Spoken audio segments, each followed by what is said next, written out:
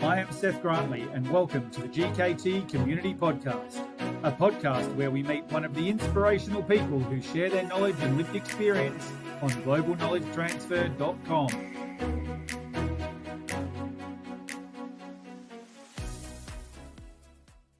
Welcome to the podcast, Shane. Thank you, Seth. When you were at high school, what did you want to be and why? I really didn't know where I wanted to be in Year 12. I had a lot to do with my focus on my sports and rowing. And the only thing that got me in a clear direction was when we did work experience in Year 12 at Anglican Church Grammar School in Brisbane. I went to a company called Guns Timber, or Cowrie Timber Company at the time, which was a company that became the biggest timber sawmilling company in the Southern Hemisphere. I just realised I wanted to be part of a team environment that had a little bit of admin to it, but also was producing something or manufacturing something, not just aligned specifically to numbers. If you could go back now and talk to yourself at that time of leaving school, what advice would you give yourself? The advice would be to not think that just because you've done well at school or you've studied a degree at university that you generally know everything. There's a saying that it takes a village to raise a child, and I think that's in business. It's also relevant that you need to surround yourself with mentors or people that have a different type of alignment to skills so that you can learn from them. So what do you do now? I do a couple of things, and I've always had a solid structure in terms of a role in a business, but I've also had something that interests me to help my growth. So I've got this sort of two-pronged approach to anything I do. At the moment, I'm the managing director for a company called Devereaux Adhesives. They're a multinational company, German-based, but they have production facilities and chemical and adhesive facilities all around the world. I did have a business that we built and sold to them back in 2012, and I've continued on with them.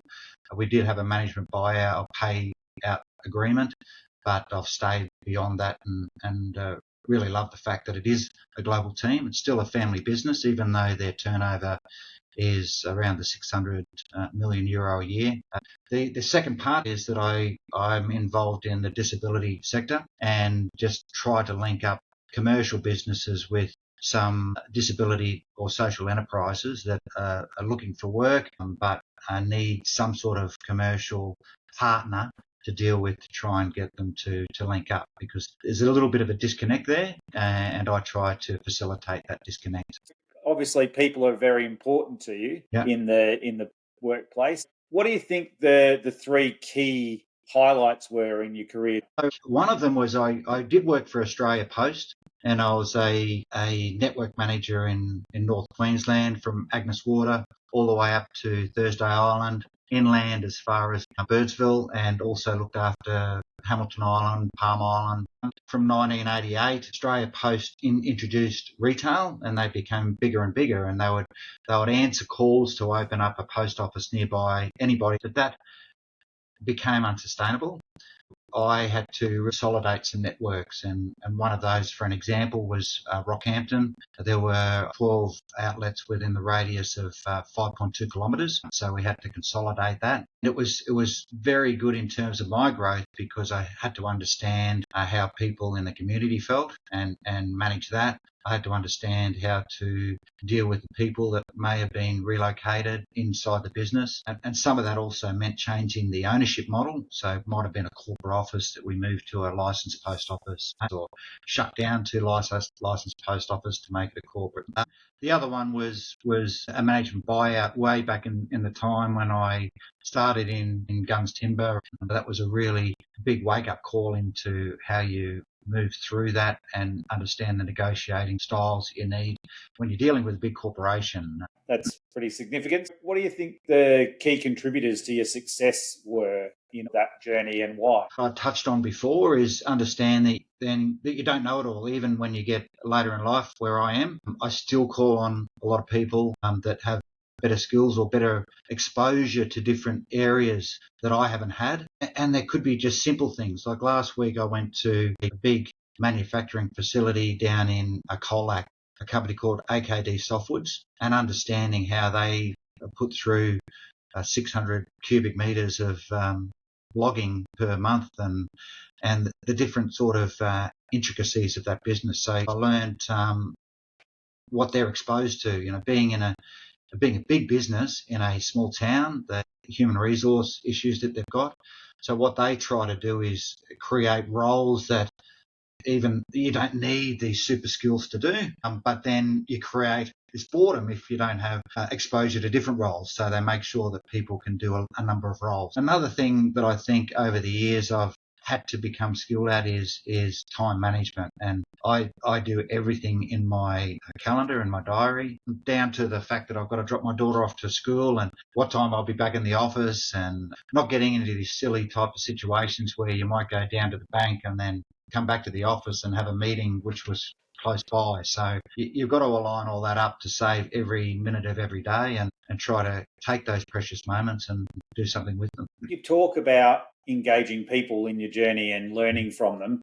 Can you give an example of someone who's had a major impact on your career and how they supported you or what inputs they gave for your success? I was in the CEO Institute, and my chairman, Brian Finn, who'd been involved with IBM, he was involved in the shuttle program in the US. He was incredibly talented with global businesses, but he also had this innate ability to just draw it down to simple questions and just answering one question at a time. So if you had a big project to do, he just said, just take it down into a number of different blocks and just try to focus on that. I know you have to have one eye on the future, but don't think too far ahead where you forget those next bits of the projects and the timelines that you have to meet that are immediate.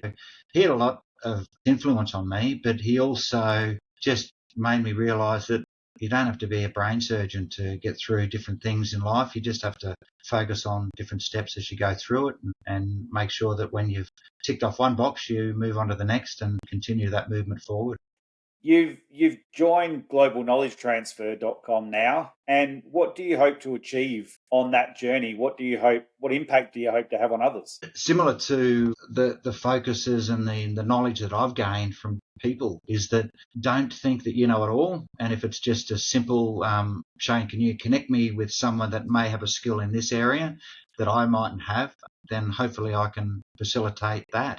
A lot of it is knowing people that you can call on. And when people are starting off in business and maybe they're new into a state or a country that they don't know the connections, it might be as simple as finding that connection for them. So that would be one. The other would be trying to talk through some of the strategic directions that they're looking at and trying to give them some feedback on that, whether it's good or bad or just a different view, that it might be that they have missed something in terms of what is critical to the transformation that they're trying to achieve. You also have done a lot of work in commercialisation of projects. You've got fairly significant accounting skills. The accounting background came from moving into my first role and being quite an administrative role.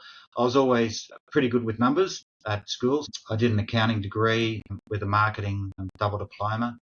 That gave me a good understanding, and I guess I was blessed going into a business early on, and it was a small business that grew quite substantially to understand how you grow it from being small to being a larger organisation and ticking those boxes off as cash flow, whether you need angel investors or whether you can invest by putting some of your super in or putting your house mortgage on the line. Or so I've had to go through those different stages and made some mistakes in those, but luckily made some more beneficial decisions that have led me in the right direction. A little bit of an activity that we're doing with all of our people on the podcast. It's called Dead or Alive. If you could have 1 hour with 1, 2, or 3 people, dead or alive, who would they be and why? Michael Jordan is one. It's a real mixed bag with him because you always talk about teams and when you look at, I can't even remember the show, and it talks about how it was all about him really. And his team, the Chicago Bulls, revolved around Michael Jordan. And that was successful for him, but totally different when you look at a team like the All Blacks, that no one is bigger than the rest of the team. Working out whether that's right or wrong, and also how he's been able to transition that style of leadership or that style of team into his success with business. He's got NASCAR racing teams and so on. I'd like to understand that and how he's made the right decisions or the wrong decisions, and what he's done about changing those wrong decisions so it doesn't impact him too much. He's one. Someone else, Nelson Mandela.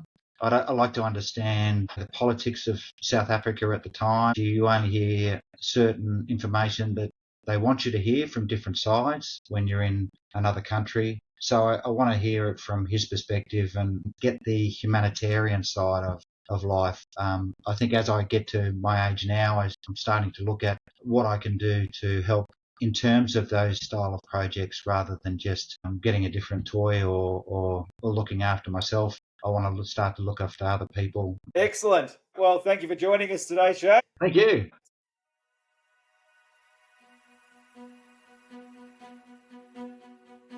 That is all we have time for today.